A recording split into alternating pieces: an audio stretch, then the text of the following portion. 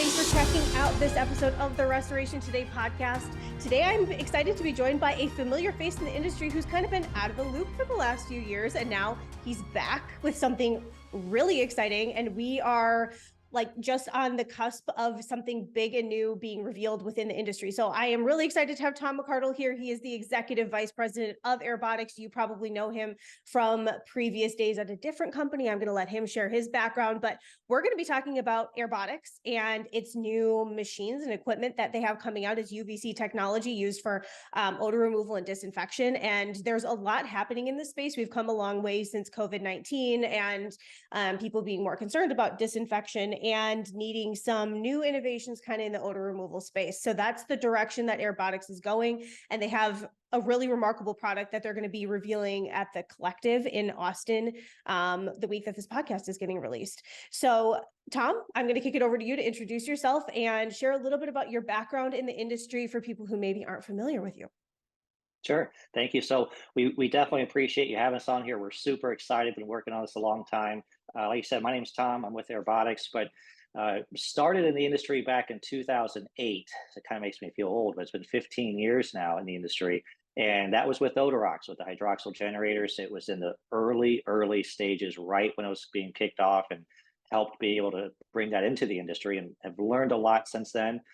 And really the focus has been over the years just kind of growing and learning. So it's relationships, it's being on site with jobs and really learning how it's done in the field, giving educational seminars on it, writing articles, and just being really involved direct with the contractors. It's been a lot of fun. I've learned a lot, and it's exciting now to be able to take those 15 years of really learning and being engaged and applying it to a new product. It's like our little baby now. So we put in the hard work, and now we're excited about what we've got coming. So. Okay, so I think a lot of restorers are familiar with the term hydroxyl and using hydroxyl generators, but talk about UVC. Is there a difference? Is it the same thing? What is UVC technology mean? What is that? What is the science behind it in layman's terms? Yeah, so yeah. Yeah, sometimes I get the science questions, and people don't like the answers because they're like, okay, I stopped chemistry, back at high school.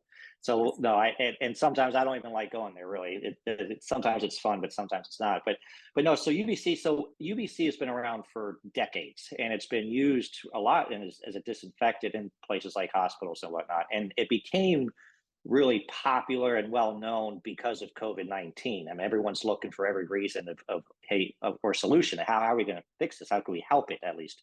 And UVC was a big part of that. And so there's different UV wavelengths. There's UVA, UVB, UVC. They're measured by the nanometers, by the wavelengths. And UVC, basically, it's between 100 and 280 nanometers. It's the shortest wavelengths, which means it's the most powerful.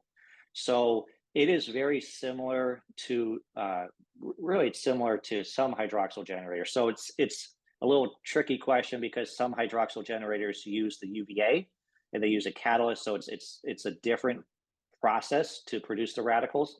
But UVC, it does two things really for how we're incorporating it into the machine. So yes, it has a disinfection power where the air that comes in contact and has a close, distance to the UVC lamps with the proper dwell time. I mean, there's other factors that go into it, but it has been known for decades to be great at, taking care of pathogens and whatnot.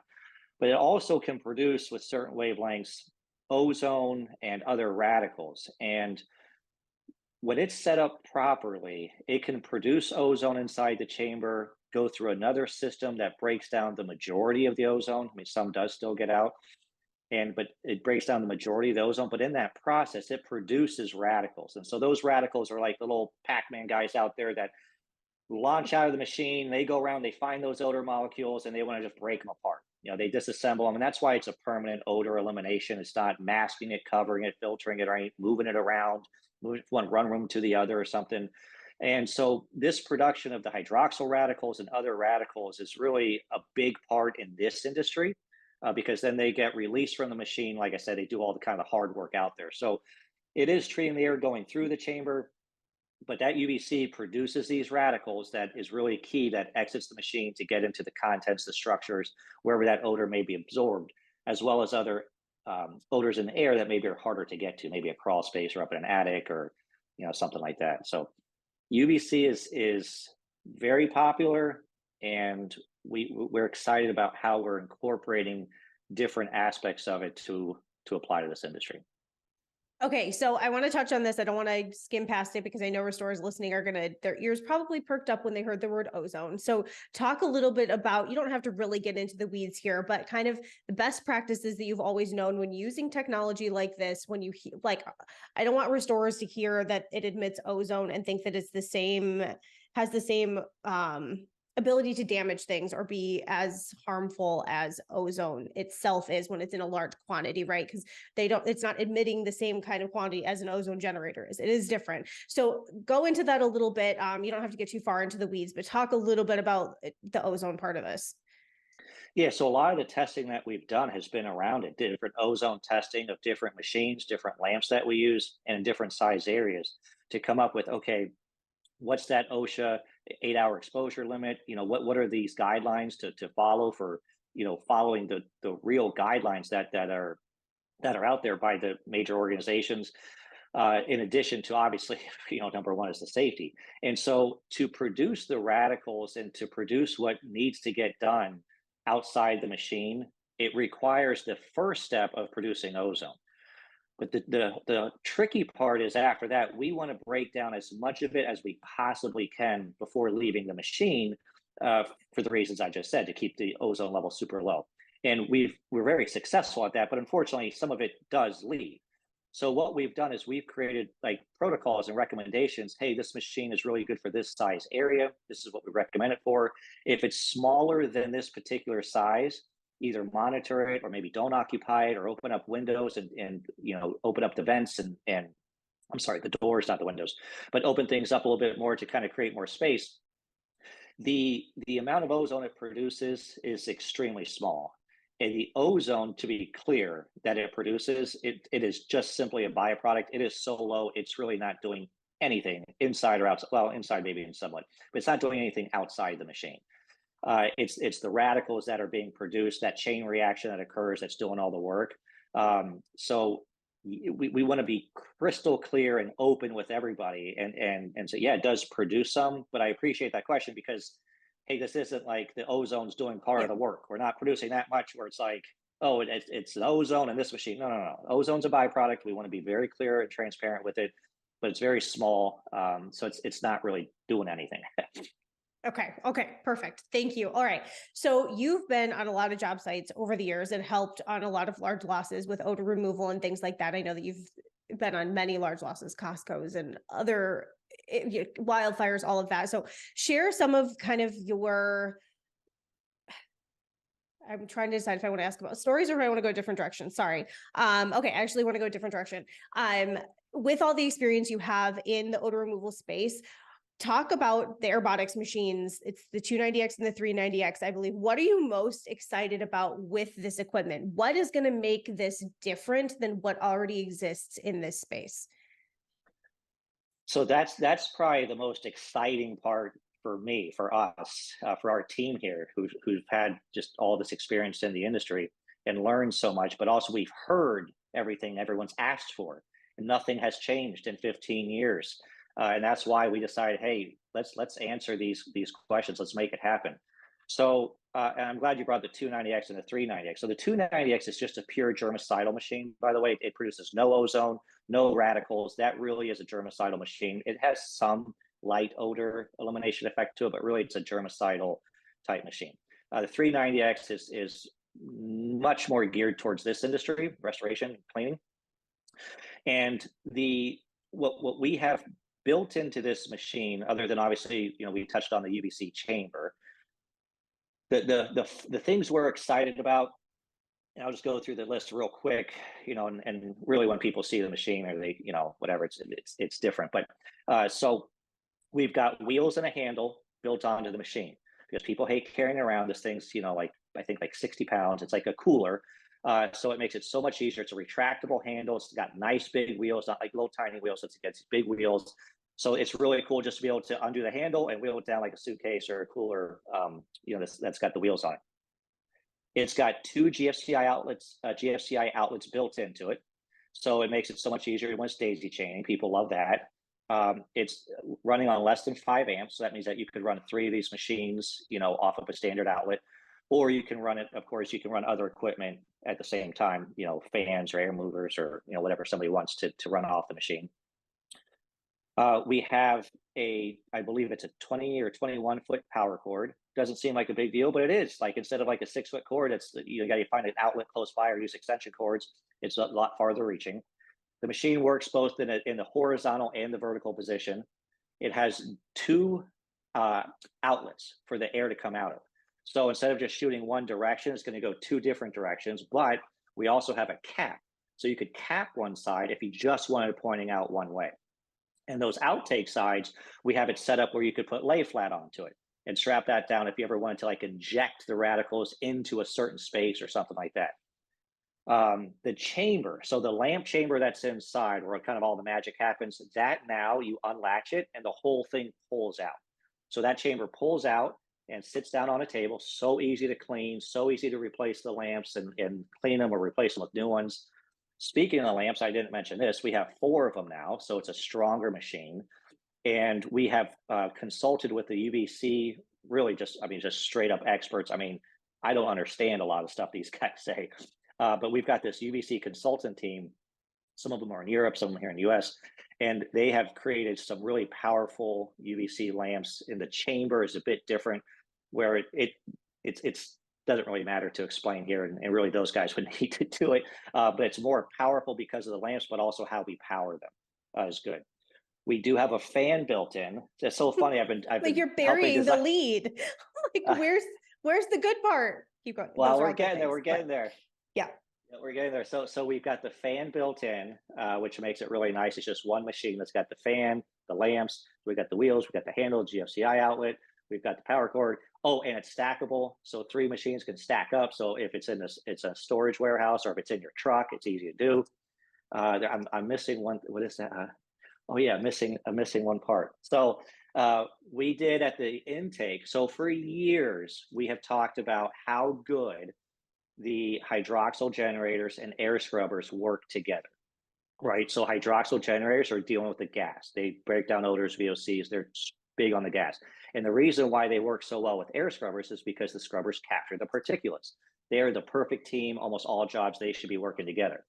So we had the idea that at the intake of our machine, we have a MERV 8 pre-filter and a HEPA filter built into the machine. So we're super excited because now you've got these 2 machines in one.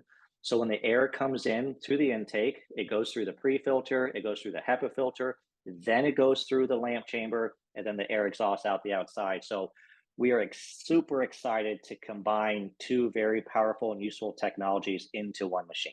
So that's the big one. That was a big answer. I love it. And I felt like you were bearing the lead. So I'm glad that you got around to the 2 big things. There's yeah. I was building up to it. I was, hey, the other stuff's cool too. Yes, it is. It is all awesome. So anybody who's listening, you are going to get to see this for the very first time at the Collective in Austin, August 30th through September 1st, right? And then they will also be at the experience the following week. They're going to have machines there, so you can stop by in person and see these for the very first time. They are starting to roll machines out to some contractors that are getting to demo things behind the scenes and all that. So I know that there's a lot of exciting things to come. Tom, I also want you to talk about kind of outside the box uses for equipment like this. I know restorers are going to think, oh, this is going to be great for a fire job or great for, helping disinfect in an area, whatever it may be. But there's also other uses, especially the 390X with the odor removal capabilities. I know that you've been on jobs where people were using it for kind of outside the box uses. So talk a little bit about that. Yeah, so and a lot of this actually comes from learning over 15 years and hearing stories that contractors share with us. Hey, I use it on this. Hey, it worked well. Hey, I marketed it this way. And of course, really the most simple way to think about it, if we're just talking about the UVC chamber and that part of it, the simplest way to think about it, if there's a job with odor on it, it's absolutely going to work and be used. It works on pretty much all odors. It's extremely effective, eliminates the odor, doesn't leave any kind of residual anything behind. So it's good for that. But one of the things that I learned that this was years ago, somebody taught me is that what he does when he goes on a project, because a lot of times, obviously, with all equipment, but people get pushed back. Oh, you didn't need to do that. Oh, it's too many days. We don't need that on here. You get all this kind of stuff going on, right? Well, what he does is he's got like this checklist of questions that he goes through with his customer. And he'll say, okay, you got this. Okay, check it off. Okay. And one of the things he'll put on there, hey, is there a bad odor because of what happened here? Customer, yes. Okay, do you want me to treat that and get rid of it? Customer, yes.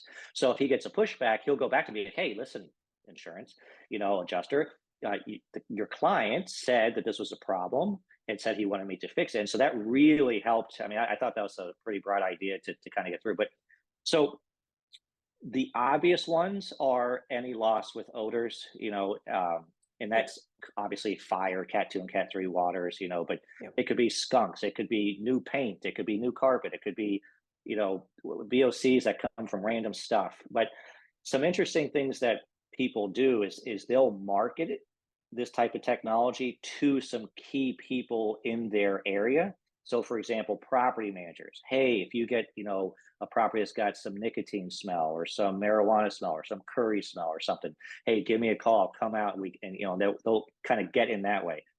Same thing with realtors. Trying to sell a home or a business, but really a home. If it's got an odor, they'll get in that way. Hotels. Hey, if you got a floor, if somebody smokes, come out, get in that way. And what's nice about it is that maybe it doesn't seem like, okay, you charge a few $100, or $1,000, whatever, and you go there and you do this job. But it's nice. But one of the things that they do is by marketing it that way, they now become that contact, right? So for the property manager, the hotel, or whoever, if they came in and helped them fix up a couple things that are kind of hard to do, really. I mean, they can come in and clean it all up. Well, guess what? When they get a big water loss or they get something else, boom, they're the people that they're calling. So there's a dual kind of positive effect by taking this technology, using the UVC, using the filtration, using this, and really offering some additional services that sometimes people don't know is there and don't think about. Hey, if you got this problem with odor, give me a call. Come take care of it. You go, you knock it out. The customer's happy. All of a sudden, you're on their phone, ready to go. Emergency call, bam, you're going to get it. So I've seen a lot of people really succeed that way, and it's good. I think it's smart. Yes. Okay.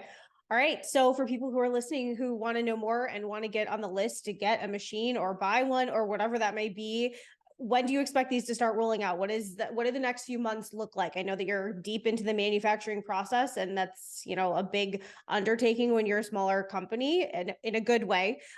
So what does that look like? What should people do? What are next steps? Yeah, so our warehouse where all the manufacturing assembly is taking place is in Westfield, Indiana, right outside Mhm. Indianapolis, Yep. and we've got the machines pretty much ready to go now. We're doing our final kind of testing. We've done so much testing on our own, but now we got it in the field being tested by certain contractors to give us some feedback and so we expect for October 1st to be our full on product fully ready to go and ready to be purchased. Obviously, our website, airbotics.com, AIRBOTX.com. You can sign up there if you want to be updated when. I mean, that's not a firm, October 1st launch. We're getting a little feedback and working on stuff, but that's a pretty good estimate. But if you want to know when it's going to be available, you can check it out there. Sign up there. Obviously, the next couple shows you can see it in person, and obviously reaching out to me is I've always been good with that and love talking to people. So yeah, my email and Tom M at airbotics.com. That's always a good way to ask questions, ask for information, anything like that. Well, congrats, Tom, to you and your team for getting it to this point. I know that this has been a really long process, and a lot of work and time and energy have gone into creating these machines, and I'm excited for the industry to see them. Thank you very much for being here. Good luck with the launch. For more restoration today and the latest news, visit our website, cnrmagazine.com, and find the latest episodes of the Restoration Today podcast on your favorite podcasting platform.